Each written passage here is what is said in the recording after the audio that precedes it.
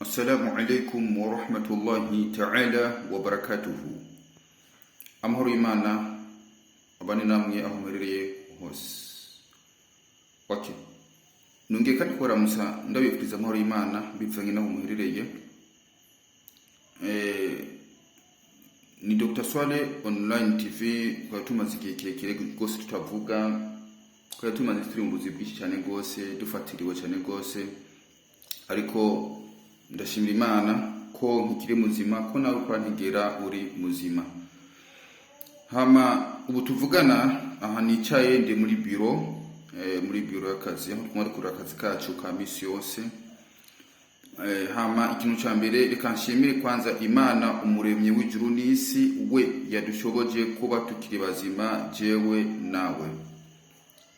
Nkongera kandi nkashimira kandi n'umuvyeyi wacu nyene cyubahiro umukuru w'igihugu cyangwa leta, mbyeyi iturongoye muri no marino saha iragahora ku ngoma imyaka yose. Turi mu gihugu gifite ituze, igihugu kirimo indongozi nziza zijunja n'ijambo. Ndasubiyemo, igihugu kirimo indongozi zifise ijunja n'ijambo, bafise igihagararo, baragora ku ngoma imyaka yose. Imana bari nabo ibihe byose. Hama nagomba kubaramutsa abari mu gihugu hagati cy'u Burundi, abari hanze y'igihugu, ko murazi yuko ubuzi bwacu bubandanya igihe cyose, bubandanya hanze y'igihugu n'indani mu gihugu. Dr. Swale nagomba mpanga nishuri ikibazo kimwe imbere yuko mvuga ku vyerekeye akazi kacu ka misi yose. Turakunda kubaza keshi ati mbe Dr. Swale ukora iki, uvura iki? Je Dr. Swale mvura ingwara zose z'uburozi, z'indogano, kiretse gusa ingwara z'imibiri zo kwa muganga kizungu, izo jewe ntazo nshoboye kuvura. Ngira murabona yuko ndiko nakora ikiganiro mu masaha ku mugoroba, aha tuvugana ndi muri biro iwanje.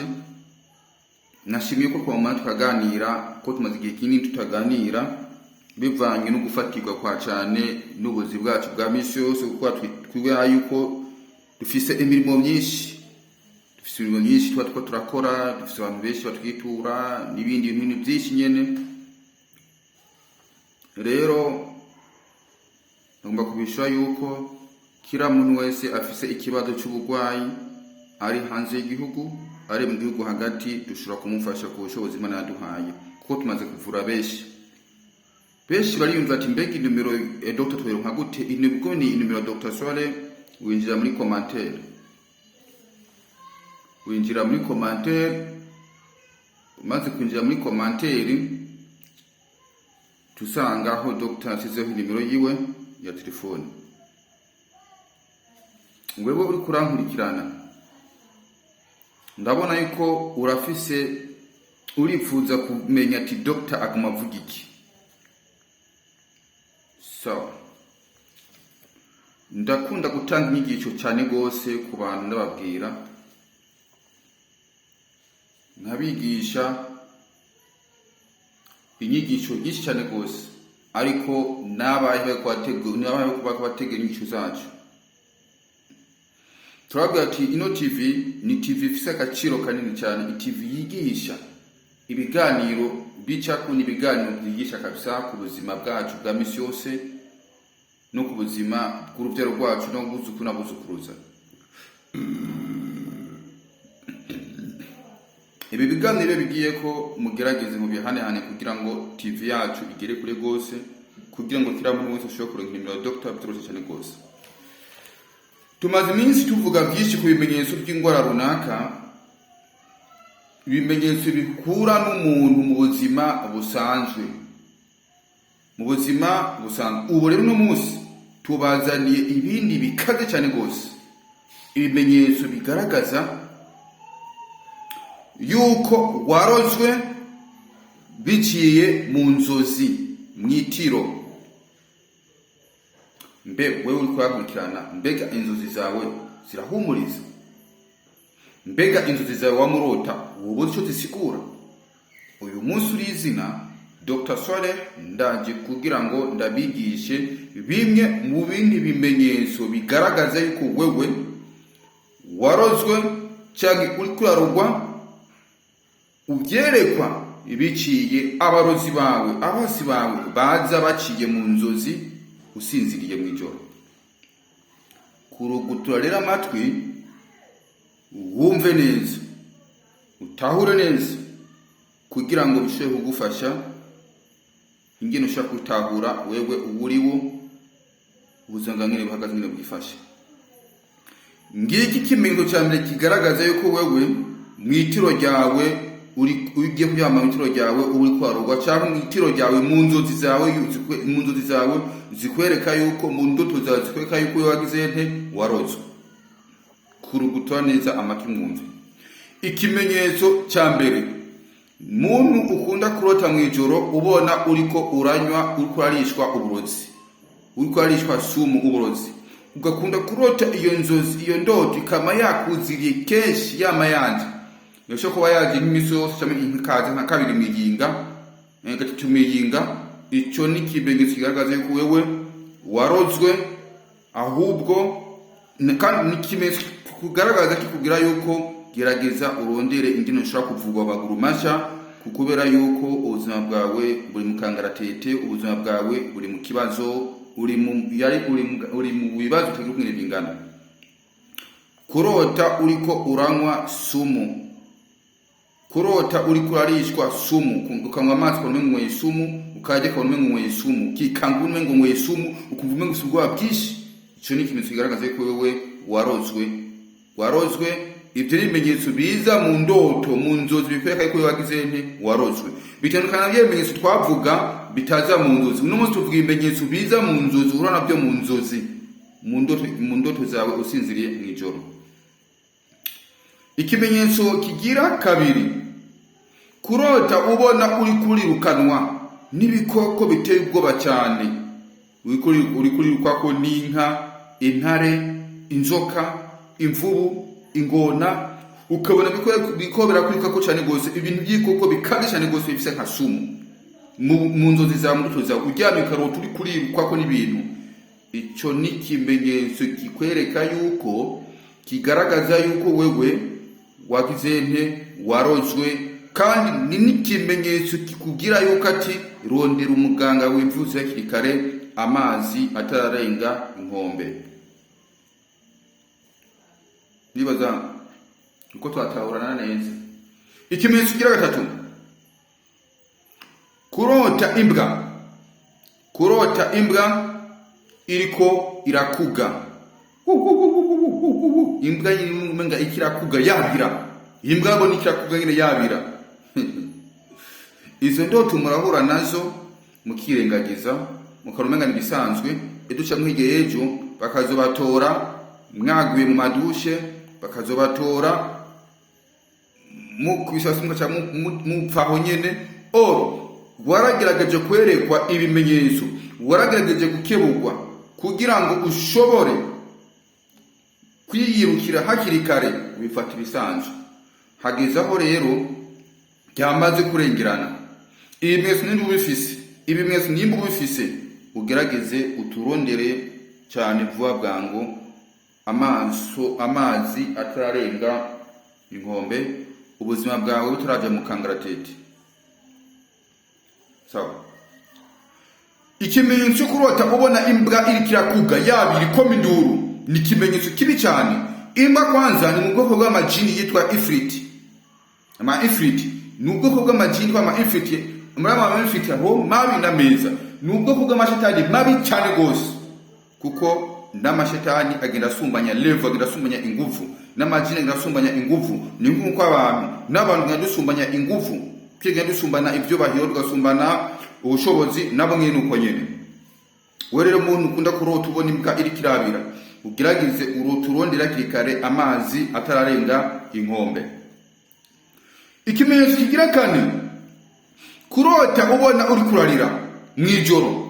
Umuntu wajyanye mwijoro ukumva atamwe kurira, umuntu ararira nyina ko minduru, wote abangine umuntu nasikia mtu anaanza kulia umuntu karira vipi huyo umuntu bimeze gute ntumutwenge mwana wa mama uwo onya ni kimenyetso kimeneka yuko uwo muntu yamaze kurogwa yani ari karerekwa ko yarojwe amareke bana ko yamuco konga ati wewe wararojwe gerageza urondera umuntu akuvura wivuze hakiri kare wewe ukagrante ukavyirengagiza ukabona umengana bigize nte ni ibintu bisanzwe kumbe ni kibazo kinini cyane gose ku buzima bw'iwawe kuko bibandanije kugenda ubirota niko ubuzima bwawe bugenda butosekara bugenda busubira inyuma ugasanga urageze aho usanga atakintu kimwe ushobora kugira kwimarira kandi warakibuga kikagira mushe kwivuza ukishinga gusuharura inoti harura indibiro z'amafaranga nyine zimeze hamenje kazenda kwikibuka atacho ukigira atacho ukirokora.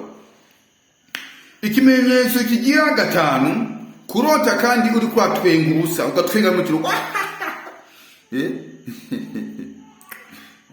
ugatwenga nyine ugatwenga atacho kintu cyagutwenza ugatwenga gose kumva umengura twenze nyene wo mujya mu yipfipro mu bimeze gute cyo ni kimenyetso kigaragaza kikwereka yuko cyo ni kimenyetso ni bimwe mu bimenyetso biza mu nzozi bikwereka yuko wagize nte ko warojwe.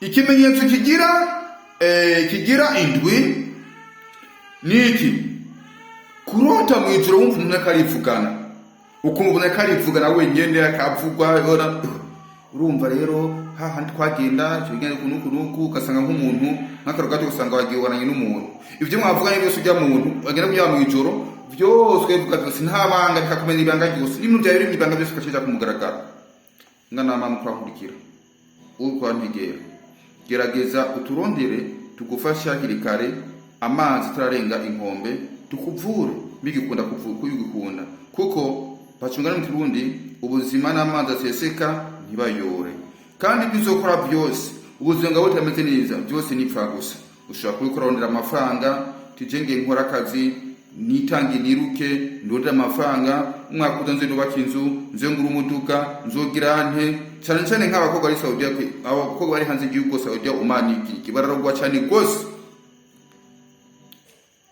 ni kuvuga iki ugadusanga warakoze hageze kutaha kumbi no mu Burundi wowe urakora gusa n'undara bakagana ko bagante ariko barangwa ko akushuriki yatu kirageza mwivuza hakiri kare amazi ari inkombe mu nkundire gatoyi muduze gukurikira ibindi bimenyetso mukurikire ibimenyetso bigaragaza ko umuntu yahawe iki yarishijwe ishano yarishijwe uburozi canke yarozwe.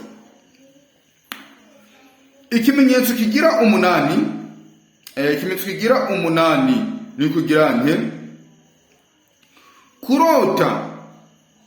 kurota wewe mwijoro ubona urwamuje urota ubona wapfuye bariko barakoza bakwambitse isanda canke wapfuye barakogeje ubona gusize mu isandugu ubona agiye kuguhamba zikaba ari zo ndoto zawe wama warose buri gihe cyose zikaba ari zo ndoto zawe wama warose buri gihe cyose wewe uryamye gatoyi usinzire gatoyi ukarota ubona wapfuye umuryango uri kurarira abana bari kurarira umukenyezi ari kurarira abavyeyi bari kurarira ukarota ubona kuba kirisu ukarota ubona bagusha mu isandugu ye kuguhamba kuba Islam ukarota ubona bakwamba ko barakoza bakwambikije neza isanda bakwambikije isanda bagiye kugushingura icyo ni kintu kigaragaza ko wewe ubuzima bwawe buri mu bibazo.